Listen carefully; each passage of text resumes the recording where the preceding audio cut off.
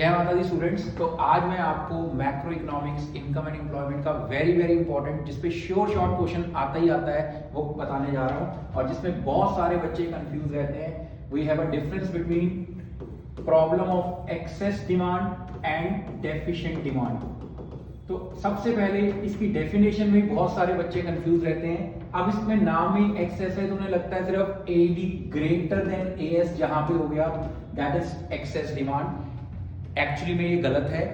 When AD is greater than AS at full employment, then the problem created is known as excess demand, and vice versa, when AD is less than AS at full employment is known as deficient demand. तो अगर आप full employment concept use नहीं करोगे या word use नहीं करोगे तो this will not be taken as the right answer.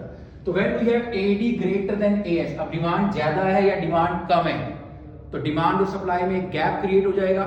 तो एज AD एक्सीड AS तो प्राइस बढ़ते हैं। तो the gap created during excess demand we have inflationary gap, and the gap between AD and AS during deficient demand is known as deflationary gap. तो question directly आपको ऐसे भी आ सकता है, व्हाट इज इन्फ्लेशनरी गैप? तो inflationary gap is a gap between AD and AS when there is a problem of excess demand, that is AD greater than AS at full employment. फिर जब हम इसमें इक्विलिब्रियम की बात करते हैं तो it is considered as over employment equilibrium, and deficient demand is considered as under employment equilibrium. What is this over employment equilibrium and under employment equilibrium? तो over employment equilibrium is where equilibrium occur at more than full employment. तो इसमें बहुत अच्छे बच्चे भी diagram में गलतियां करते हैं। तो ये हमने फुल एम्प्लॉयमेंट मार्क कर लिया और अब डिमांड बढ़ गई। तो आप देख सकते हो फुल एम्प्लॉयमेंट पे गैप क्रिएट हो गया, MN PK TK जो आपको लिखना है।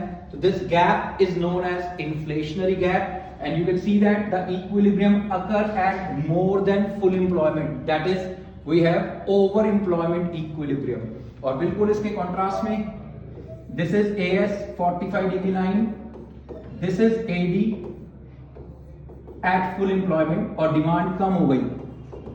तो डिमांड कम होने से जो गैप क्रिएट हुआ TK, this is deflationary gap, and you can C equilibrium is less than full employment, तो that is we have a under employment equilibrium. अब गलतियां क्या करते हैं बच्चे? एक तो 45 डिग्री मार्क करना बहुत जरूरी है।